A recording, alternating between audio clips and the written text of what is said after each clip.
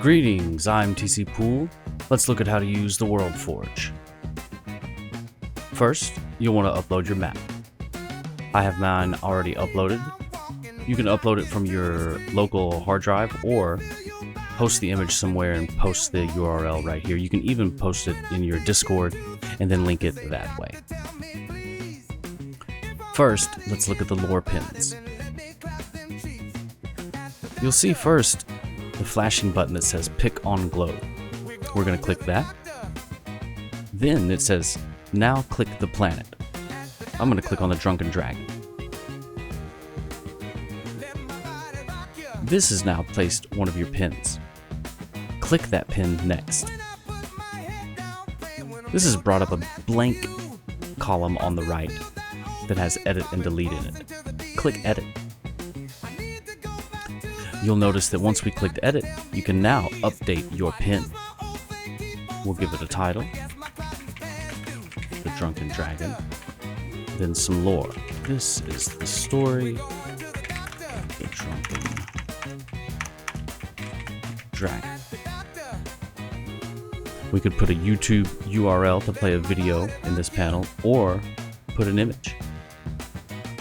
Then we'll click Update Pin. Now our pin would have the image and our text is showing over here. Here's what it looks like a little more fleshed out. You can see I've put a YouTube video up here to help explain some of the lore, and I could extend the text as well. I've also added an image. The first image that you add will become the thumbnail of the pin that you create. I've added some glow to the border, and also I've changed the border color to more of a golden look. You can add as many pins as you like, and the pins even go away when they become on the other side, or the unseen side of the planet. Here we have the cameras. You can lock the camera in place. Then you'll be locked to wherever you're looking at, but still rotating with the planet. Next up, one of my favorite features is the cinematic camera. This will take you to a string of 3 different cameras, each having their own unique path. After about 15 seconds, it will fade to black and then show the next camera. You can click Hide UI and then full screen it for some really cool shots.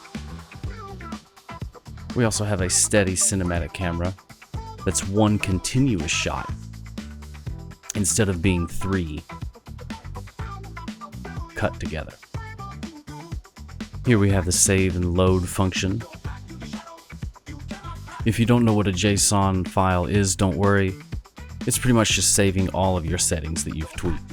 That way you can save it, your progress, load back in later, or share that file with your friends so they can see exactly how you've set up the solar system. Here we have the post-processing.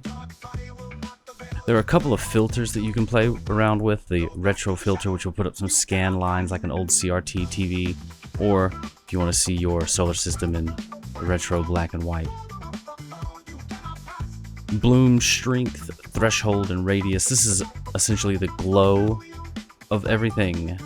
You don't have to have any glow at all, or you can have maximum glow. Planet parameters will be your axis tilt, how your planet is tilted. Here we have stars and planet motion. You don't even have to have stars on at all. You can control how many stars are in your solar system, but I would be careful. Putting too many in will really tax your GPU. You can change the color of them. They're multicolor. Here you have your orbit speed, how fast you're going around the sun itself.